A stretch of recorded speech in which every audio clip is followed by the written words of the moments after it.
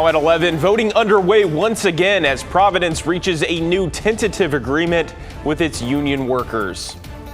Plus, see what's driving this group of protesters to rally along I-205 nearly 3 years into the war between Russia and Ukraine. Trying to remind that the war is still going on. Our families and friends are dying every day. And former federal workers speak out. It was a stab to the heart because I was like, this is the dream place I want to be working. As the Trump administration continues eyeing cuts to the federal government.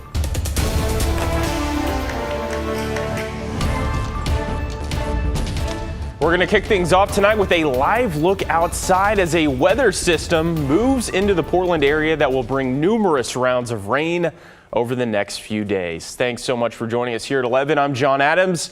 Alongside is Joe Ranieri with the latest on this weather system. Joe, you're issuing a weather impact alert. That's right, and that weather impact alert is for folks along the coast, the valley, and even into the mountains. This is a big system that's moving on shore right now. We saw relatively dry conditions to start things off for the weekend. That is not the case out there tonight. Not only is it wet, it's very mild. A few locations down in the central and the southern part of the Willamette Valley are looking at temperatures in the low 60s right now, and it's 11 o'clock at night. Downtown Portland at this hour, 56 degrees. We have seen the winds pick up. They'll be more of a factor heading into tomorrow afternoon and especially into Monday afternoon and evening. But this is what we've seen so far. Over 1/2 inch of rain has fallen at the Portland International Airport, and that's pretty much what we've seen across the metro area. Now, keep in mind, this is basically a 5-6 hour window where we've seen all this rain. And along the Oregon coast, from the Washington coast all the way down to Tillamook, over 1 inch of rain has fallen. Take a look at Hoquiam over there along the Washington beaches there, over 1.5 inches. So we have a weather impact alert basically the rest of the weekend and the early part of next week. Rain moving in tonight, windy at times, but again, you'll really won't notice the wind until tomorrow afternoon and the evening. Valley rainfall over this event could be anywhere from 1 to 3 inches. The coastal range and the coast could be looking at maybe 3 to 5 inches of rain. Because of that heavy rainfall, there could be some minor flooding, some urban street flooding, and maybe the potential for some landslides. So here's the timing of this weather impact alert. It's tonight through Monday. Heavy rain, ponding on the roads. So again, there could be some some very wet conditions out on the roads late tonight and into tomorrow. We're already seeing evidence of that. If you're wondering why is it so mild out there, well, this is coming in from the subtropic waters with about 3,000 miles away. Well, it's bringing warm temperatures along with a lot of rain. And coming up in my full forecast, John, I'll let you know all the different watches and warnings that are in effect and how much rain we could be seeing over the next few days. All right, Joe, thank you. We'll see you then. Well, after what has now been 6 weeks on the picket lines, the Oregon Nurses Association has reached a tentative agreement with Providence for the second time. Our Celine Stevens heard from workers on the picket line today, many of whom are still undecided on how they're going to vote. I haven't decided how I'm going to vote on this contract yet. I'm not really sure. I'm still kind of thinking that out. Nurses, a part of the Oregon Nurses Association at all 8 hospitals, are now voting on another tentative agreement with Providence. Everyone's going to have to look at it and see how it measures up. The things we won, the things we didn't win, and see if they're willing to say yes. This comes after the majority of nurses voted down the last tentative agreement just a couple of weeks ago. It's better than our first TA, for sure, but still not what we really hoped for. Here's what it entails.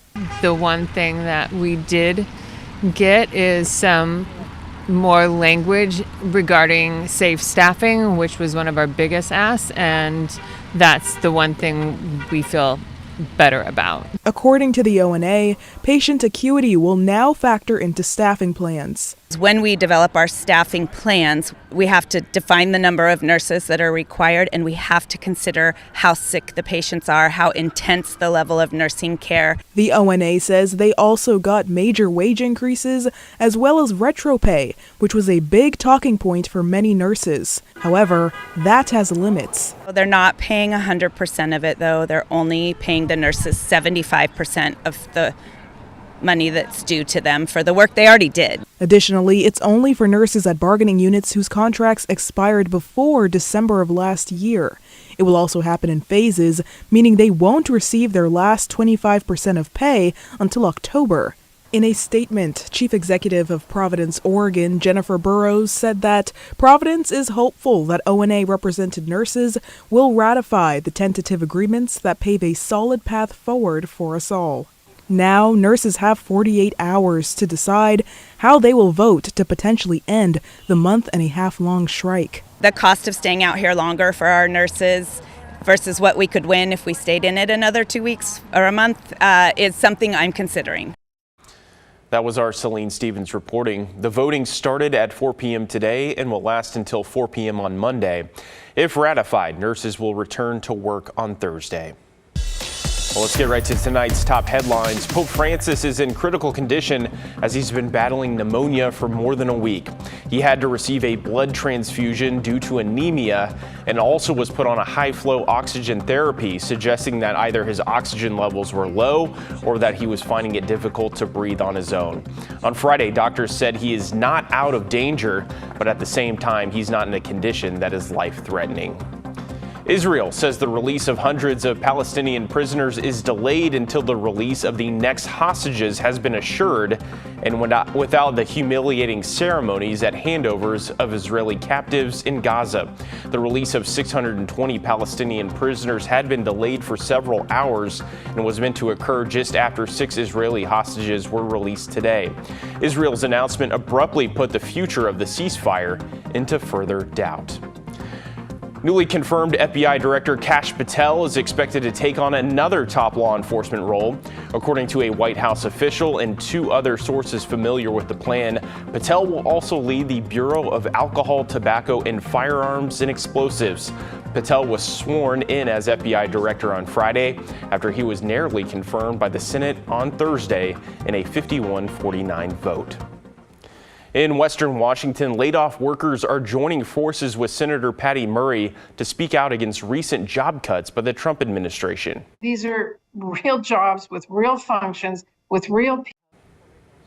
Murray was joined by laid-off federal workers in a virtual event this week. That includes the lead wilderness ranger at the Okanagan-Wenatchee National Forest and a disabled Army veteran who worked for the VA.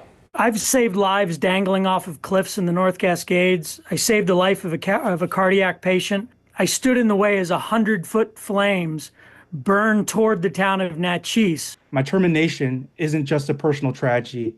It's a stark reminder that our federal government is dismantling essential support systems for veterans and vulnerable communities. Both men say they were recently let go by email. While Murray is criticizing the layoffs, President Trump today praised the efforts of the so-called Department of Government Efficiency.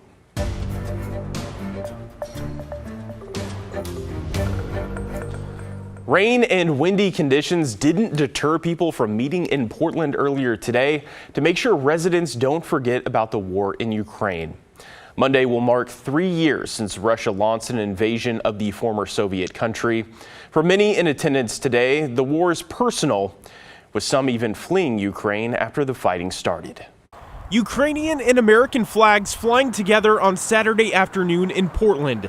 Gatherings like this have been held weekly in the metro since Russian soldiers stormed into Ukraine on February 24th, 2022. We started right in the beginning of the war with a huge event in downtown Portland, and then we thought we should not stop. For 3 years, this group, made up of Ukrainian immigrants, has met at noon on Saturdays, making sure the brutality of what is happening in the war stays top of mind for people in the United States. We are kind of trying to remind that the war is still going on. Our families and friends are dying every day. Many people here have been personally touched by the war, including a woman we spoke to who was living in Kyiv when the fighting started before escaping to the United States with her 2 children.